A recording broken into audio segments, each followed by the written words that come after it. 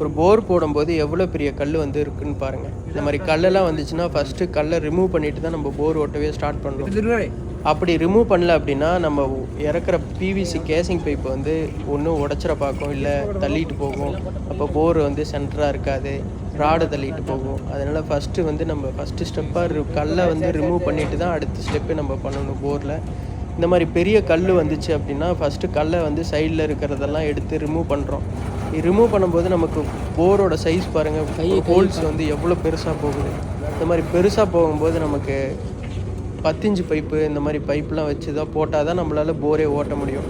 ஏன் அப்படின்னா இப்போ போர் ஓட்ட நமக்கு வர்ற மண் எல்லாமே திரும்ப திரும்ப உள்ளேயே விழுகும்.